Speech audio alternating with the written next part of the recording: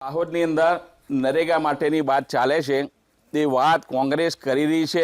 છેલ્લા 6 મહિનાથી કોંગ્રેસ આક્ષેપ કરી રહી છે ભ્રષ્ટાચાર થયો છે। અમારા બારિયા તાલુકા અને ધાનપુર તાલુકામાં 35 એજન્સીઓ જેવી એજન્સીઓએ કામ જે મટીરિયલ સપ્લાય કરવાનું કામ છે। મારા દીકરાઓ પણ 2018થી કામ કરે છે, એ મટીરિયલ સપ્લાયનું કામ કરે છે, બીજું અહીંયા કોઈ કામ કરતા નથી। અને ઓપન માર્કેટમાં પણ અમે એ માલ વેચી શકીએ છીએ, એ અમે વેપારી છીએ, અમે કંઈ લેબર નથી અને અમને લેબર કામ કરવા માટે કોઈ અમારી એજન્સીને કોઈ ઓર્ડર પણ આપવામાં આવેલો નથી અને એના માટે આ એફઆઈઆર થયેલી છે। એના માટે વહીવટી તંત્રની તપાસ કરી રહી છે।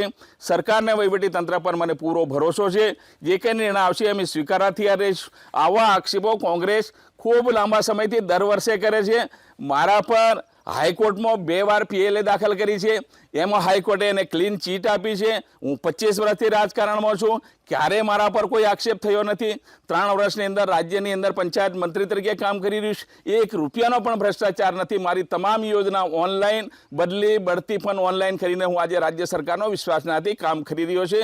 મારી સરકાર પણ કામ કરે છે, મારી પાર્ટી પણ કામ કરે છે અને દાહોદ પણ વિકાસની દિશાની અંદર આગામી દિવસોમાં આગળ વધશે। કોંગ્રેસ પાયા વિહોણીની આ વિરોધ કરવા માટેનો એની પાસે કોઈ સાધન નથી, એના માટે આ આક્ષેપો કોંગ્રેસ કરી રહી છે।